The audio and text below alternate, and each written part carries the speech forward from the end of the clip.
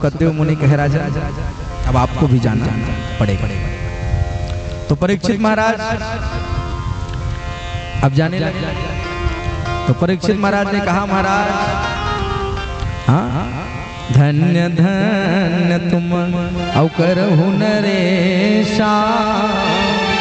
हे भगवान सुखदेव जी आपने भगवान की इतनी सुंदर सुंदर कथा बता के ना आपने हम लोगों को धन्य करने का। जब ऐसा कहा तो सुखदेव कहते परीक्षित मैं जब तक यहाँ हूँ तब तक तक्षक नहीं आएगा। तो तक्षक कब आएगा? तो तुम्हारे पास अब 1 घंटे का समय है, अपने घर जाइए, जो भी नैतिक निमित्तिक कार्य करने हैं, जो बच गया हो आप उसे पूर्ण करिए और फिर तक्षक आएगा, आप वैकुंठ धाम को चले जाएंगे।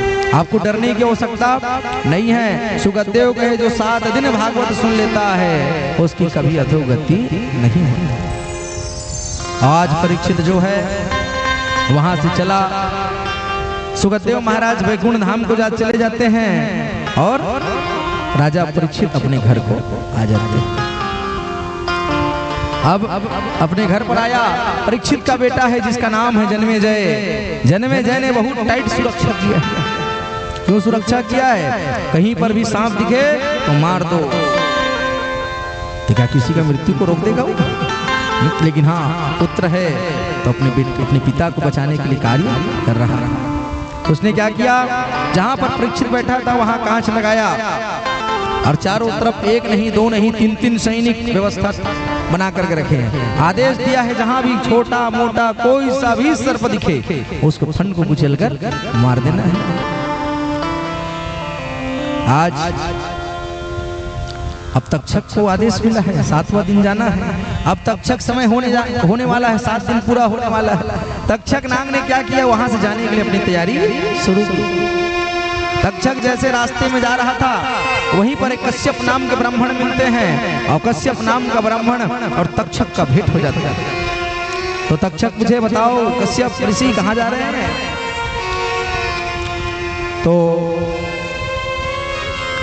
कश्यप कहता है तक्षक आ रहा है और तक्षक परीक्षित को काटेगा। मैं संजीवनी मंत्र जानता हूं, मैं परीक्षित को जीवित कर दूंगा। तो कहे तक्षक कौन है जानते हो? तो कहा मैं ही तक्षक हूं। तो कहा ब्राह्मण देव आपको क्या चाहिए? तो कहा मेरे को धन चाहिए। जब इतना कहा तो कहा धन मैं दे दूंगा, फिलहाल अपनी शक्ति को दिखाओ। तो वहीं पर एक छतनार बरगद का वृक्ष था और उसी छतनार बरगद के वृक्ष को कश्यप ने कहा जाओ तक्षक इस वृक्ष को तुम अपना डंक मारो और जैसे तुम्हारा विष अगर इस वृक्ष को पूर्ण रूप से अगर सुखा दिया तो मैं इसको तुरंत हरा कर दूंगा। तक्षक गया, उस वृक्ष को काटा।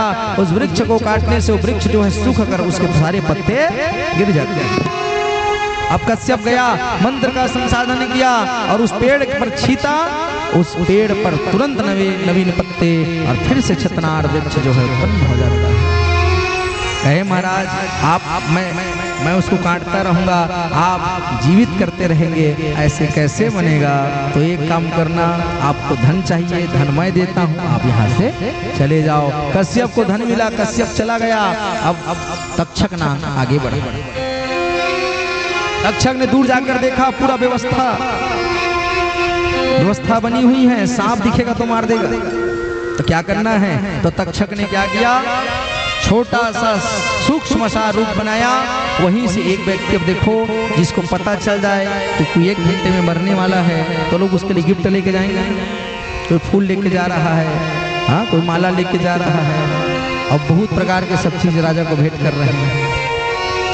आज तक्षक ने क्या किया, एक व्यक्ति गुलाब का पुष्प लेकर जा रहा था, पुष्प का गुलदस्ता बुके लेकर जा रहा था और उसी फूल पर तक्षक जो है छोटा सा रूप बनाया और तक्षक उस फूल पर जाकर बैठ जाता है। और जैसे तक्षक उस फूल पर बैठा, राजा के समीप वो गुलदस्ता पहुंच गया। अब बताओ मृत्यु ही मृत्यु को खोजती है। राजा के सामने लाखों फूल हैं लेकिन राजा का मन किसी फूल में नहीं, राजा का मन उसी फूल में गया जिस फूल पर तक्षक बैठा था। राजा ने उसी फूल को उठाया और नाक के साथ नाक से सूंघने के लिए उस फूल को जैसे उठाया, तक्षक को मौका मिला और तक्षक जो है परीक्षित के नाक को डंक मारा। कहीं कहीं नाक लिखा है ना, और कहीं कहीं बताते हैं हाथ में डंक मारा है। कहीं भी डंक मारा हो, डंक मारने का स्थान महत्वपूर्ण नहीं है, महत्वपूर्ण है कि परीक्षित को डंक लगा। अब कहाँ लगा है? भागवत कहती है नाक में लगा है, अन्य पुराणों में वर्णन आता है कि हाथ में लगा है। अलग अलग संत हरि अनंत हरि कथा अनंत गाव है बहुविधि सब संता, अलग अलग भक्त हैं, अलग अलग संत अपने हिसाब से व्याख्या कर देते हैं। परीक्षित आज जैसे सांप ने डंक मारा, परीक्षित का प्राण पखेरु उड़ जाता है। परीक्षित ने कृष्ण कहा और कृष्ण कहकर प्राण त्याग दिया। जैसे परीक्षित ने प्राण त्यागा, कोहराम मच गया।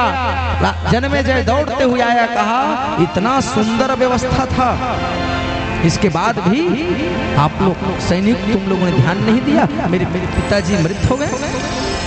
कहा जिस तक्षक ने मेरे पिता को काटा है, जिस तक्षक से मेरे पिता की मृत्यु हुई है, मैं ऐसे सांप की प्रजाति को पूरे विश्व से क्या कर दूंगा, नष्ट कर। अब तक्षक ने क्या किया? तक्षक तो चला गया। और इन जन्मेजय ने क्या किया?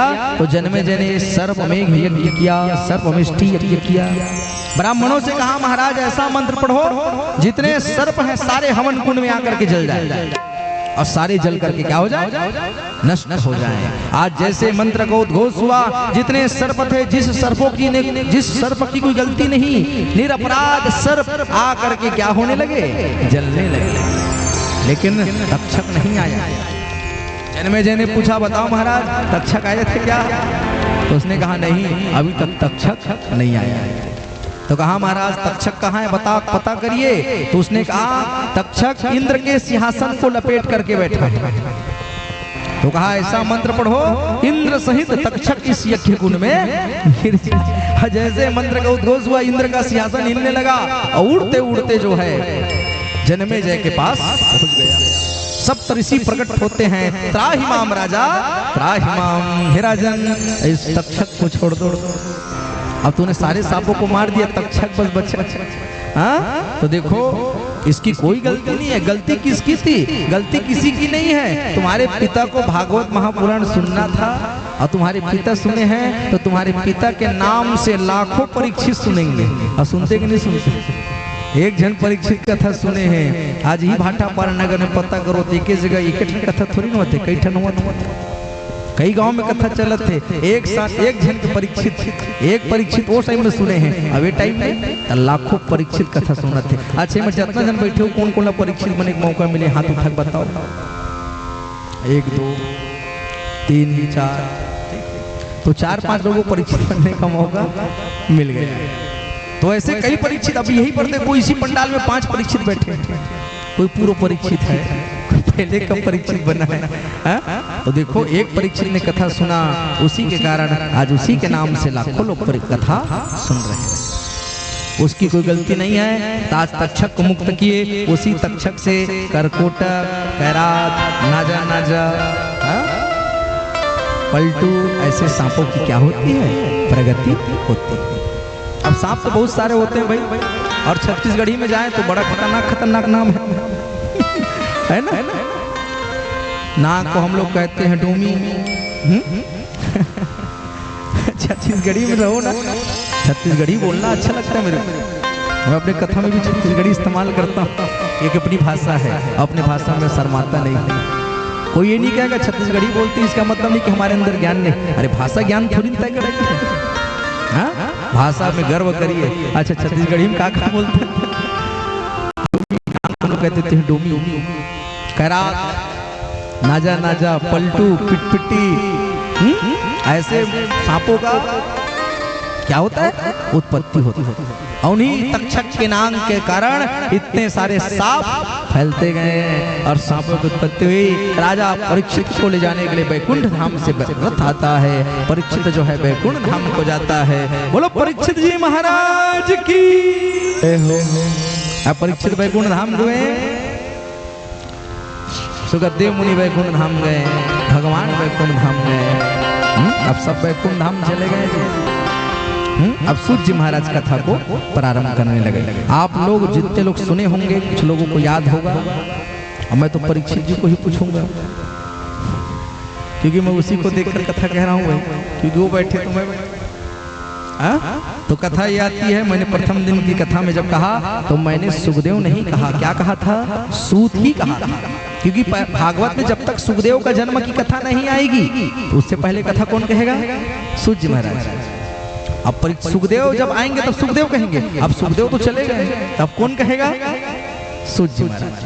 अब सूत जी महाराज पुनः भागवत कथा कहाँ बता रहे हैं? नैनीसारण तीर्थ में। बताइए, नैनीसारण तीर्थ से भागवत कथा हमने शुरू किया था ना। मैंने कहा था नैनीसारण तीर्थ वो जगह है जहाँ कलयुग का प्रभाव नहीं, जहाँ भगवान का चक्र गिरा है, वही क्या है?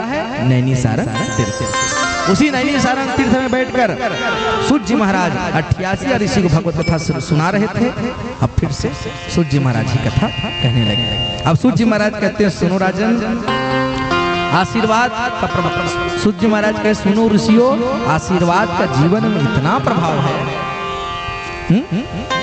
किसी का प्रणाम करने से आदमी को हिचकना नहीं चाहिए। बड़े हैं, आपसे बड़े हैं, जाति की अगर प्रतिबद्धता नहीं है, अब ब्राह्मण किसी का पैर तो नहीं छू सकता, तो ब्राह्मण के लिए दिक्कत हो जाता है।